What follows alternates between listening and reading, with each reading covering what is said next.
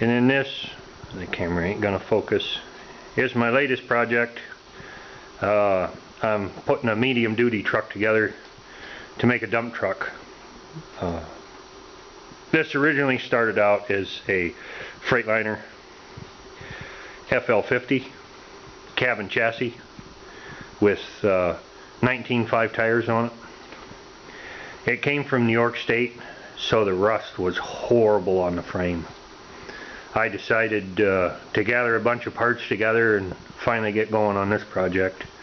I'm going to put a dump bed on it, and with the way spring's been, I'd really like to haul some gravel with it.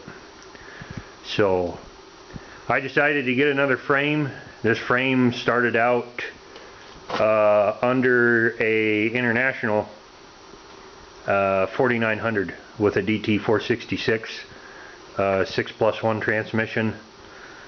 It was an air brake truck, fairly heavy front and rears. I don't recall the weight of them, but the part that interested me about these frame rails were the heights. Now this is different on all trucks, but the height from here to here was the same as the frame rails I already had.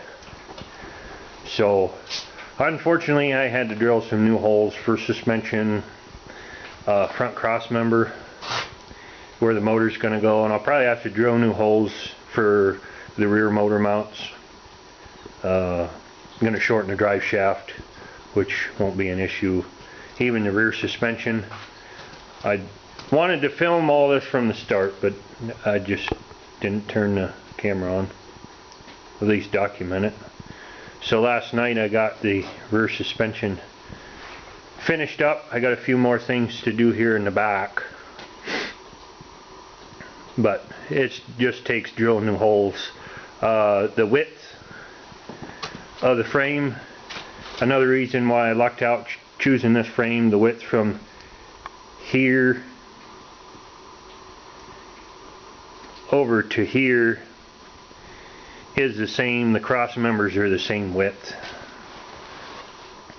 So I was the same, it's basically the same frame that just needs holes drilled in it, which I ain't too worried about. It was a double frame truck. It was pointed out about, if you look down through there, all the Swiss cheese holes. That thing just, it is all drilled up. I have no idea what all the holes are for, but I'm not worried about it. Holes in there, as long as they're down in there, is fine. It's when you start getting up into this top rib is where they cause a lot of issues, and there's no holes in there. So the holes in the side is fine. That's not an issue. And I made a video of, that's the motor that's going in it. That's a 6.6 liter Ford motor, and it had an automatic transmission behind it. There's my doggy. It's going to have a manual transmission, and I'll show how easy that is to do. It's really simple to do, and switching around motors ain't a real big deal. Just drilling a couple new holes.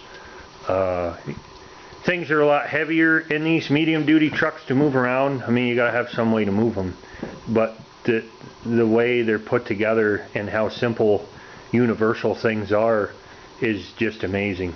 I really enjoy it. I've worked on and owned a few 1-ton trucks, and it's a whole lot easier to work on these. Now I'm talking light duty trucks stop at like 1 ton when you're talking about trucks. Your medium duties start with your, you know, like your Internationals. Peterbilt, Kenworth, Freightliner builds the medium duty trucks, you know, on the 19.5 tires, and they do go up to 22.5s, but that's the medium duty class. I forget where the weight class starts into the heavy duty, but those are your tractor trailers, your semis driving down the road. But the medium duty trucks are the ones right in between semis and pickups. So the medium duty stuff still has smaller motors. The one Freightliner I put together did have 5.9 Cummins in it, a 12 valve, you know, the same thing that they put in the early 90s Dodge pickups, same motor. And I like these too. I mean, you can haul, of course you can haul more than a 1 ton, but you have, you know, I know of guys that are hauling 4 or 5 ton in a 1 ton pickup. And I don't like it. I don't agree with it. You know, you can do whatever you want. That's fine. But you don't have the chassis, and you don't have the brakes. Brakes are the big one. You don't have the chassis to handle it. Yeah, dual wheels help in a 1 ton pickup. They do help out quite a bit, but you don't have everything else helping you out. You know, if you get a bigger truck to do a smaller job, you're just better off anyway. To get a small truck to do a big job, you know, when things go wrong, it can be pretty bad in a hurry.